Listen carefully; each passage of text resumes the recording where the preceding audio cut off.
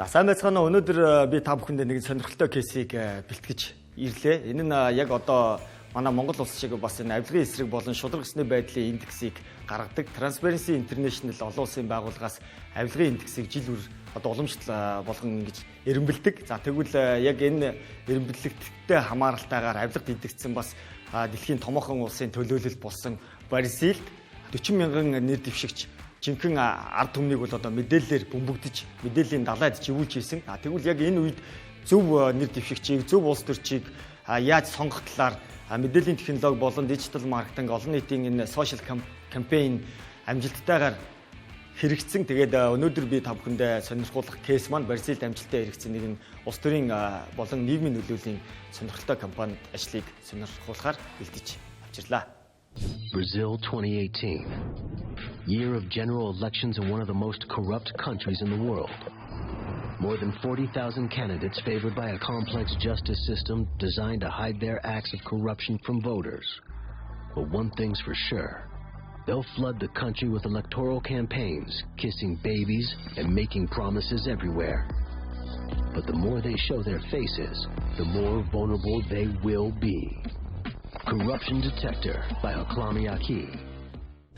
За тэгэхээр та бүгдийн үдсэнчлэн олон нийтийн оролцоо болон энэ авилгын төсөөлийн индексээр 2018 оны яг энэ кампайн маш идэвхтэйгээр өрнөж 400 мянган таталтыг хамгийн ихнийхээ 7 хоногт авч 40 мянган нэр дэвшигчийн үнэн бодит мэдээллийг үнэн төрхийг буюу улс төрчдийн маскыг хуулъя гэдэг компанид ажил маш идэвхтэйгээр энэ Corruption Detector кампайны хүрээнд өрнөсөн. Тэгэхээр хамгийн ихнийхээ 7 хоногт Google болон одоо Apple-ийн App Store дээр хамгийн өндөр таталттай аппликейшнаар шалгарсан. За мөн дээрээс нь 40 мянган нэр дэвшигчийн бүх тоо мэдээлэл тэр дундаа Бразилд байгаа шүүхээр шийдэгдсэн олон 100 мянган одоо хэрэгүүдийн мэдээллүүдийг бөөгнүүлж одоо зөвшөөрөгдсөн их сурвалжтай баталгаажсан мэдээллүүдийг нэг дор бөөгнүүлж тэнцэнээс энэ 40 мянган нэр дэвшигчийн хэн нь хинбэ гэдгийг энэхүү компанид ажил маань гаргаж ирж мөн чанарыг үзүүлж таниулсан. Тэгэхээр энэний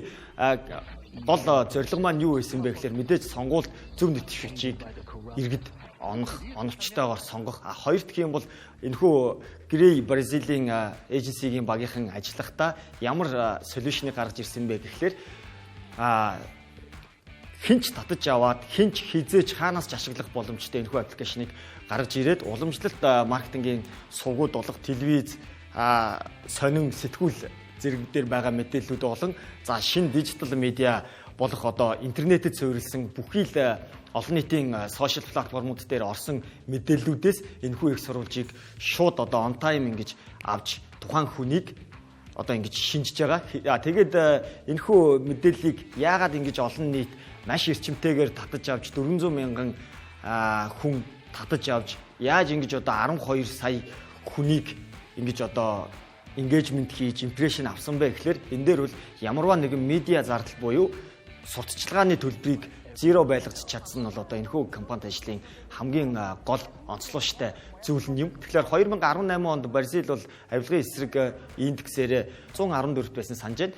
За тэгвэл энэ онд 2022 онд гарсан Transparency International-ийн авилгын төсөөлийн индексээр бол 94 болж урагшилсан байна. Магадгүй одоо энэ маркетинг компанид ажлын үр дүнгээр залуучууд болон олон нийт ингэж идэвхтэйгээр оролцож далд байдаг тэр шүүхийн мэдээллүүдийг ч гэдэг юм уу олон нийтэд ингэж ил гаргаж ирж тухайн нэр дэвшигчийг одоо бүх тоо мэдээлэл дээрээс нь ингэж хянаж нэгтэлснээ бас үр дүн болов гэж бодож байна. За тэгээ сонирхолтой байх болов гэдээ аваад үтсэн чинь одоо яг энэхүү компанид ажил идэвхчихэд Бразил бол нийт улсаас 105-д ирэмблэгдэж байсан байна. За тэгвэл 2022 онд гарсан Transparency International авилгын төсөөлийн индексээр бол 94 болж урагшаа одоо агцтайгаар байр агсанд бол одоо магадгүй энэ Corruption Detector гэдэг энэ олон нийтийг уриалсан энэхүү компанид ажлын үр дүн байж болох юм. Гэхдээ Монгол улс бас ямар байна вэ гэж сонирхоод үзсэн чинь 2022 онд бол Монгол улс 116-д ирэмблэгдэж нэлээд ухарсан байна. Харин 2018 онд бол Монгол улс 96-д ирэмблэгдэж байсан юм байна. Тэгэхээр яг энэ дээрээс юуг онцлох ёстой юм бэ гэхээр Монгол улсын авилгатай тэмцэх газар за мөн өрсөн сэргийлэх соён гэгэр үйлхэлц олон нийтийн төв хамтран бас нийгэмд олон нийтийн олон компанид ажлуудыг одоо бид бүхэн хамтарч хийж хэрэгжүүлж исэн. Тэгвэл одоо мөн UIH буюу одоо United Info Hub гэсэн залуучууд маань эрх мэдэлтэй 76 болон за бусад одоо сонгуулийн нэр дэвшиж байгаа олон гишүүдийн амлалт нь хэр бодиттой байгаа зэргийг бас тоо мэдээлэлээр нээлттэй болгож байгаа. За мөн хөрөнгө орлогын мэдүүлэг болон бусад нийгэмд нөлөөтэй том компаниудад хэр оролцоотой байдаг талаарх мэдээллийг болохоор Монгол улс болохоор Open Data Lab гэдэг та ч гэсэн ороод үзэх боломжтой. Энэхүү сайтн дээр одоо бусад нэр нөлөө бүхий хүмүүсийн хамаарал бүхий этгээдүүдэд байгаа хувьцаа эзэмшлийн том мэдээллүүдийг зэрэг гаргаж байгаа.